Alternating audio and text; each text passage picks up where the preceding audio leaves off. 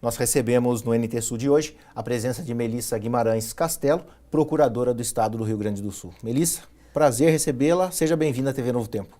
Muito obrigada, agradeço a TV Novo Tempo, ao João pelo convite. É um prazer estar aqui conversando um pouco sobre criptomoedas, assunto que a gente falou na semana passada numa palestra no Cindy Lojas, e vamos trocar algumas ideias e esclarecer algumas dúvidas. Legal. Embora, Melissa, hoje tudo gira em torno da tecnologia, né? A gente tem um smartphone na mão, o mundo ele está sob o nosso domínio ali, aparentemente. Essa questão da criptomoedas, você sente que isso pode ser uma tendência? Olha, as criptomoedas, acho que primeiro a gente tem que entender o que são as criptomoedas, né? Então, as criptomoedas, elas são um fenômeno que surge há mais ou menos 10 anos, em 2009 mais especificamente, uma pessoa, um grupo de pessoas, ninguém conhece exatamente quem, mas se identificou como Satoshi Nakamoto. Satoshi Nakamoto desenvolveu um programa, um software, que permite que as pessoas transfiram recursos financeiros de um computador para outro ou de uma pessoa para outra de uma forma muito segura. A segurança, a criptografia por trás das criptomoedas, ela não existia até 2009. E esse movimento do Nakamoto, ele é muito em resposta à crise financeira de 2008 e 2009 nos Estados Unidos. Eles desenvolvem um sistema que seria mais seguro do que o sistema financeiro atual, exatamente demonstrando a fragilidade do sistema financeiro. Então, o que é? É um programa que me permite transferir recursos para ti. Essa transferência ela é criptografada com criptografia de parte a parte, o que significa que ela só vai ser viável no momento que nós dois apresentarmos a chave criptográfica, mais ou menos que nem acontece no WhatsApp hoje em dia. E ela também é segura porque no momento que eu faço uma ordem de pagamento para ti, dizendo que eu quero transferir, sei lá, R$100, essa informação ela é salva concomitantemente em milhares de computadores de voluntários.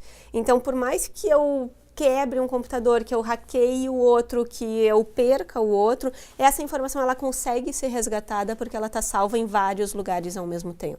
Então, por isso que ela é considerada tão segura. E o mais inovador é que ela conta com computadores de voluntários, ela não pressupõe que eu tenha um servidor central, uma empresa que vá concentrar todos os meus dados. Então, são pessoas que aceitam esse encargo e exatamente por pulverizar eu torno isso mais seguro do que centralizar tudo num provedor único.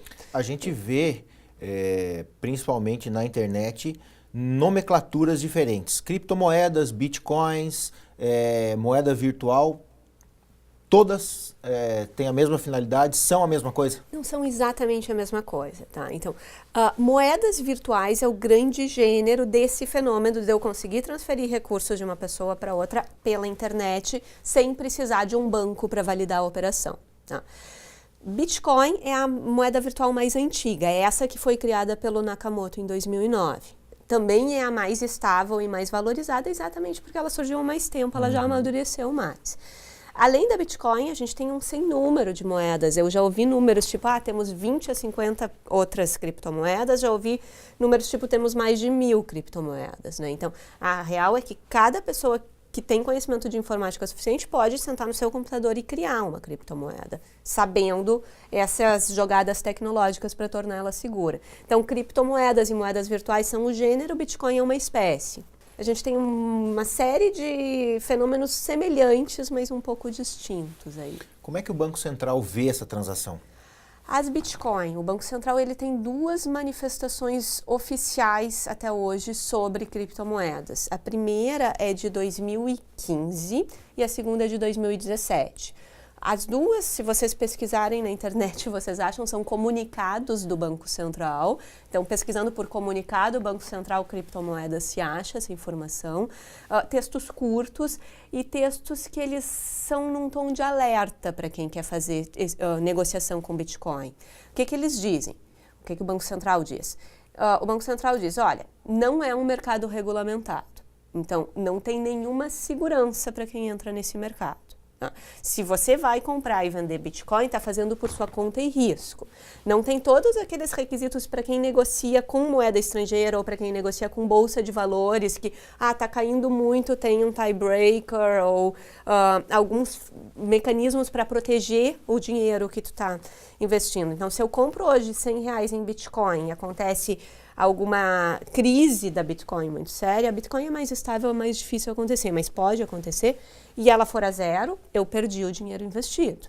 Então, ela é um investimento de risco, e o comunicado do Banco Central ele é nesse sentido. Interessante disso é que, para quem está querendo fazer um investimento, isso te tira um pouco da segurança, né? Por outro lado, exatamente porque não é um investimento seguro, normalmente ele vai ter uma possibilidade de uma margem de lucro mais rápida e maior, né? Por outro lado, o Nakamoto, quando cria Bitcoin, ele exatamente queria criar um movimento liberal, de não intervenção do Estado. Ele estava vendo, o Estado, os bancos criaram um sistema que não funciona, eu quero sair do Estado, eu quero transferir recursos sem o Estado. Então, exatamente ser um mercado não regulamentado é tudo que quem criou e idealizou as criptomoedas quer. Mas, evidentemente, para nós em casa, isso nos traz algumas inseguranças, né? Então, uma vez que, usando o que você falou, no Canadá e no Japão são moedas regulamentadas e no Brasil não, a transação no país aqui ela é considerada ilegal pelo Banco Central? Não, a transação, operações com Bitcoin, a gente tem que entender um pouco como é que funciona a parte jurídica disso. Tá? A lei do Plano Real, lá de 94, 93, 94, e depois o Código Civil de 2003, eles falam que todas as operações de compra e venda no Brasil, elas têm que ser feitas em reais. Então, eu não posso exigir que o cliente me pague em dólar, em euro, e, consequentemente, não posso exigir que me pague em moeda virtual. Tá. Então, um contrato que exija o pagamento em uma moeda que não seja real, no Brasil ele não está bem escrito, e ele, o que faz é que a pessoa que redigiu esse contrato, ele não vai poder exigir no judiciário. Se eventualmente a gente faz um contrato que tu tem que me pagar 10 Bitcoin, e tu não me paga, eu não posso ir no judiciário te cobrar. Não é regulamentado. Porque não é regulamentado, e porque no Brasil eu só posso fazer um contrato em que tu me pague em reais. Tá? Eu poderia fazer um contrato que tu me pague o equivalente a 10 Bitcoin em reais. É essa a lei brasileira. Por outro lado, se a gente está numa transação do dia a dia e tu me diz, eu te dou uma Bitcoin e tu me vende um livro, ninguém está cometendo um crime ao fazer isso. Isso é legal. O fato de não ser regulamentado não significa que seja ilegal. É uma operação legal.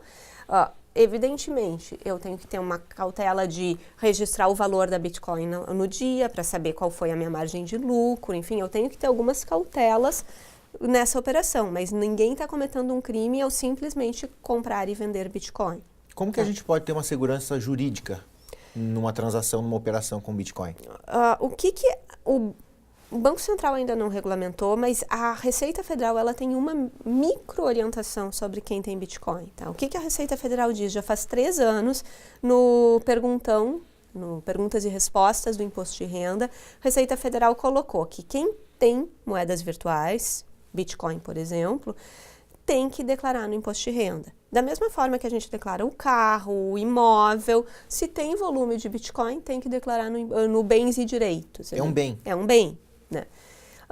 O que mais que a Receita Federal disse? Assim como qualquer bem, se eu compro e tenho lucro quando eu for revender, eu tenho que declarar imposto de renda por ganho de capital. Então, se eu comprei 10 Bitcoin, no momento que eu comprei valia R$1.000, e eu vendi lá na alta no final do ano passado, quando estava quase R$50 mil, eu vou ter um ganho de capital expressivo ali. E eu vou ter que pagar imposto de renda sobre esse ganho de capital. Então, a Receita consegue rastrear esse tipo de operação? Temos poucas técnicas para isso ainda, tá? Tem alguns funcionários da TI que estão começando a desenvolver programas de rastreamento, tá? Eu sei de um caso em São Paulo em que o Poder Judiciário bloqueou uma conta de Bitcoin, fez um tipo de que nem a gente faz bloqueio de dinheiro quando a pessoa está devendo, bloqueia a conta bancária da pessoa, fizeram um bloqueio da conta de Bitcoin dessa pessoa.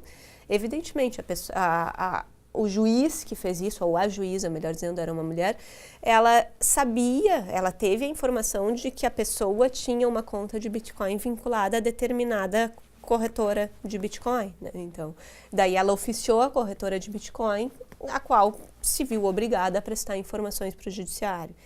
Então, alguma coisa já se tem de controle sobre isso, mas ainda é muito incipiente, né? Então, ainda se identifica como um gargalo na fiscalização. Por outro lado, o que é curioso? As corretoras de Bitcoin que operam no Brasil, as que eu conheço, e são poucas que operam no Brasil, todas elas têm uma série de cautelas quando vão vender Bitcoin para a pessoa. Então, elas vão pedir o CPF, vão pedir um documento com foto, um comprovante de residência, exatamente para, se vier uma regulamentação que determinar que elas informem essas operações para o governo, elas já tenham esses dados. Então, o banco de dados de quem compra no Brasil, ele existe, ao menos de uns 2 anos para cá. Então, eu acho que é uma questão de tempo e de ajuste para a Receita Federal conseguir rastrear essas operações. Como é que é feita a tributação nessas operações? As operações de compra e venda de Bitcoin, tá? Como a posição oficial do governo é de que elas não são moeda, elas pagam esse ganho de capital no lucro que a pessoa tem, né, no imposto de renda sobre ganho de capital, ou eventualmente, naquele exemplo que eu dei, me pagou em Bitcoin, eu vendi um livro, eu vou tributar a compra e venda do livro. No caso, o livro é imune, é um exemplo que não foi dos melhores, mas eu vendi uma cadeira. Eu vou tributar, o valor dessa cadeira vai pagar ICMS normalmente, pelo valor equivalente às bitcoins em reais. Na verdade, não está vinculado Não está vinculado a Bitcoin, está vinculado ao outro bem que está sendo negociado. Melissa, qual o valor de um Bitcoin hoje, aproximado? Um Bitcoin hoje, ele está cerca de $7 mil, 20 mil reais. O Bitcoin, ele já teve num topo de quase 50 mil reais no final do ano passado, em dezembro do ano passado. Caiu bastante no início desse ano e agora vem alguns meses estável.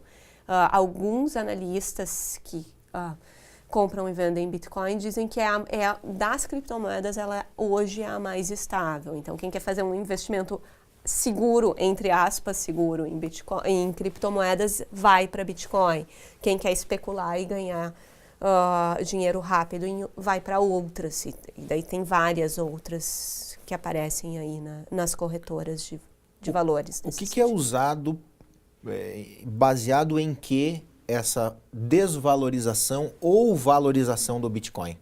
A desvalorização grande foi, normalmente, onde é que a Bitcoin cai muito rápido? É quando o governo chinês toma alguma medida para contenção. Então, a China tem uma postura muito contrária ao uso de Bitcoin e cada vez que o governo chinês toma alguma medida, a Bitcoin despenca, porque muitas das Bitcoins, elas são mineradas, que é o termo que a gente usa para dizer quando elas estão sendo geradas, elas são mineradas ainda na China. Mas é um efeito cascata? Desvalorizar? Desvaloriza o mundo todo ao mesmo tempo. Tá? É um mercado totalmente interconectado. Quando é que ela valorizou demais ali, chegou a 50 mil reais? Foi quando o Japão regulamentou. Porque quando o Japão disse, eu aceito o Bitcoin no meu território nacional, todo mundo percebeu aquilo como uma legitimação. Afinal, o Japão, a cultura mais segura do mundo, está dizendo que aquilo é uma coisa legal, né? E daí ela subiu demais, mas ela subiu mais do que aguentava ainda no sistema, né? Melissa, para a gente terminar, você tem alguma dica ou alguém que queira aí se envolver numa transação, numa compra? O que a pessoa deve fazer? Cuidados, né, para que ele não caia numa cilada e num golpe. Cuidados. Como eu disse, tem poucas corretoras de valores sérias trabalhando nesse mercado, né? Então, se alguém quiser comprar ou vender Bitcoin seu ou outras criptomoedas sem maiores cautelas de registro e identificação, já é um sinal de alerta, né? Então, a primeira seria, eu acho que, recorrer a essas empresas que já estão um pouco mais sedimentadas no mercado, né? A outra cautela é registrar valores de operações, porque ainda que hoje se tenha um valor pequenininho, não vale a pena colocar no imposto de renda ainda, se começar a crescer essa negociação, se a pessoa começar a investir mais, pode ser que desperte sim a atenção da Receita Federal, então deve-se ter isso registrado. E a outra cautela é, não dá para botar todos os ovos nessa cesta. É um mercado muito inseguro, então quem quer começar a mexer naquela ideia de botar um pouquinho do seu capital ali para testar, mais ou menos que nem quem mexe em bolsa de valores. Dificilmente quem mexe em bolsa de valores e tem um viés mais conservador vai colocar todo o seu dinheiro na bolsa. Em Bitcoin é a mesma coisa, é muito menos seguro do que bolsa de valores. Eu acho que é essa mensagem que tem que ficar. É um fenômeno muito bacana que surgiu, uma inovação muito grande, mas é muito pouco seguro nesse momento, né? Então tá certo. Queria te agradecer por dar uma aula pra gente sobre essa possível tendência, né, que a gente tem. E sempre que voltar à Cachoeira do Sul, já fica o convite antecipado para voltar aqui também à TV Novo Tempo. Muito obrigada, é um prazer conversar com vocês e quando voltar à Cachoeira, certamente estarei aqui de volta. Então tá certo, a gente volta com vocês aí no estúdio.